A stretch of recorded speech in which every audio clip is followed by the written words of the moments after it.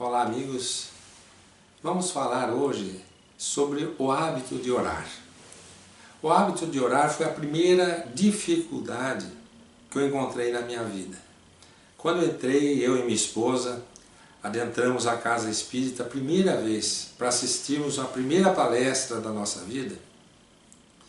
Enquanto o orador falava, o nosso dirigente lá da casa espírita, o seu Hugo, nosso paizinho, ele tinha o hábito de registrar alguns recados para as pessoas presentes, que eram trazidos esses recados pela espiritualidade amiga com quem ele tinha facilidade de sintonia. E ele não me conhecia, havia me conhecido no dia anterior, na véspera. Depois do trabalho, da palestra, dos passes, ele me chamou dizendo que eu havia recebido uma mensagem, ele havia recebido uma mensagem para mim, de um espírito jovem, dizendo se chamar Ivan de Albuquerque, dizendo que fazia parte de um grupo de entidades, de amigos da espiritualidade que estariam me ajudando, mas que eles precisavam que eu criasse o hábito da prece, que eu deveria orar todos os dias a Deus, a Jesus, pensando nos amigos da espiritualidade para que eles pudessem me ajudar. Só mais tarde, estudando a doutrina dos espíritos, que eu vim compreender que a gente precisa realmente criar uma sintonia com os espíritos superiores, que muitas vezes eles querem nos ajudar, mas não encontram acesso em nosso espírito, porque nós estamos muito voltados para as coisas do mundo material. Então, daquele dia em diante, eu comecei o exercício da oração. Então, todos os dias eu passei a acordar um pouquinho mais cedo para poder sentar-me diante da escrivaninha, abrir uma mensagem de o Evangelho segundo o Espiritismo, fazer uma leitura e uma prece. Mas logo percebi que por não ter o hábito da oração, eu não conseguia me concentrar. Sempre foi muito difícil para mim. Eu começava a ler a mensagem e a minha mente já estava voltada para as questões do cotidiano, para o meu trabalho, para os pacientes meus que estavam internados, para as tarefas do dia, para as contas a pagar. Mas olha, os dias foram passando, os meses foram passando e eu não conseguia. Eu fazia a prece sem nenhuma conotação de elevação mental. Era como se eu, mesmo que eu usasse palavras diferentes, que não fossem repetidas, mas não deixavam de ser palavras que não saíam do meu espírito, do meu coração, saíam do meu raciocínio. E eu sentia que eu não mudava a minha frequência mental. E eu fui me desestimulando, 1 ano, 2 anos, todos os dias tentando orar. E é aquela brincadeira que a gente faz no meio espírita, parece que a prece não sai da cabeça, a gente brinca. E era assim que eu me sentia. Até que um dia aconteceu um fato muito curioso na minha vida. Nós estávamos acompanhando um orador espírita muito querido, Jerônimo Mendonça, da cidade de Tuiutaba, por várias cidades da região. E quando chegava às 6 horas da tarde, ele parava as atividades, ele sempre numa cama, ele era tetraplégico, era cego, e era um grande trabalhador da doutrina. Ele pedia que suspendesse as atividades e que fizéssemos uma prece, para se preparar para as tarefas da noite, que era quando ele fazia as palestras. Só que antes da prece, ele pedia para alguém ler um trecho da vida de Chico Xavier. Eu achei aquilo muito curioso, eu nunca tinha visto alguém com esse tipo de comportamento, com esse tipo de atividade, pegar uma vida do Chico, né, para ser lida.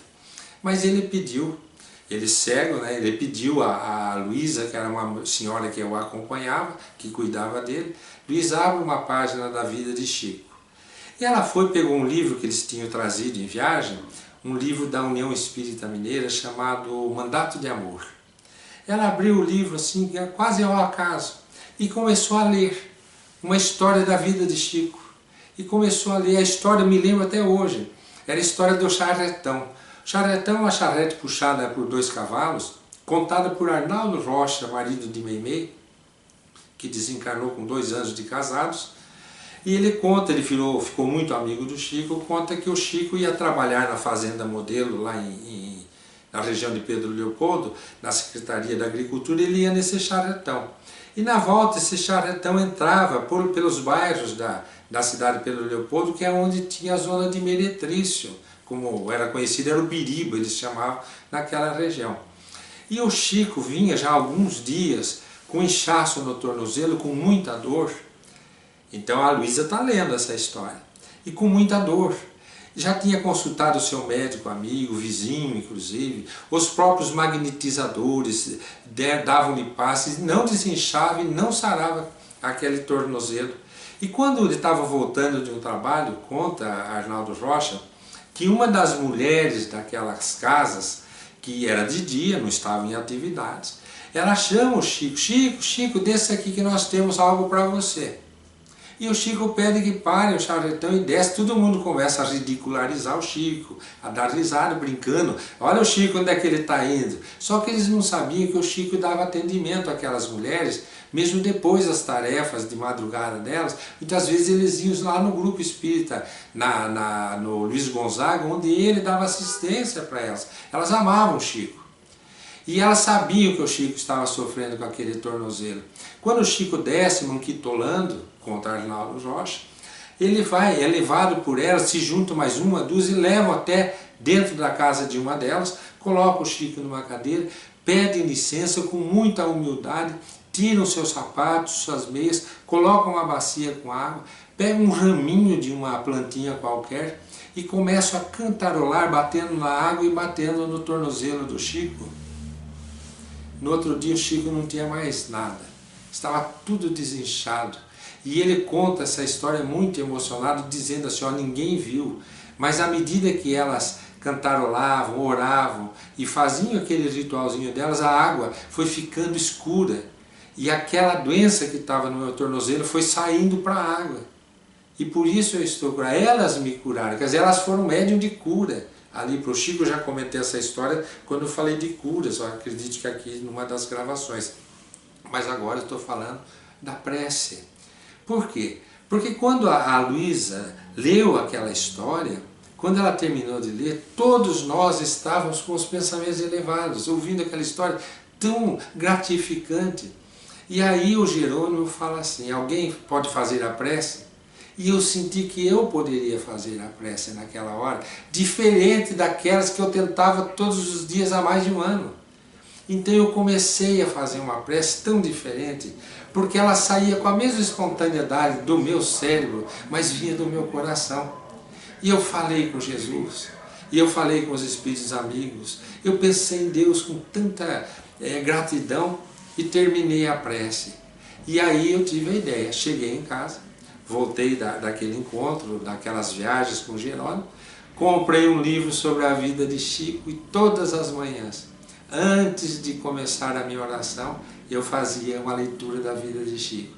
Não dava 30 segundos, um minuto, minha mente já estava elevada, meu coração já estava noutra sintonia. E assim foram anos, mais de 30 livros sobre a vida de Chico. Acabei escrevendo Um Minuto com Chico Xavier. E o mais importante, desenvolvi o hábito da oração. Hoje não preciso mais ler sobre a vida de Chico, não preciso mais, porque com o tempo eu fui me adaptando a essa nova sintonia, essa nova vibração. É assim que nós temos dificuldades, mas precisamos exercitar esse hábito de orar com sinceridade, contritamente, do fundo do coração. Sempre vai ser difícil, mas os resultados vão ser sempre promissores. Deus abençoe a todos.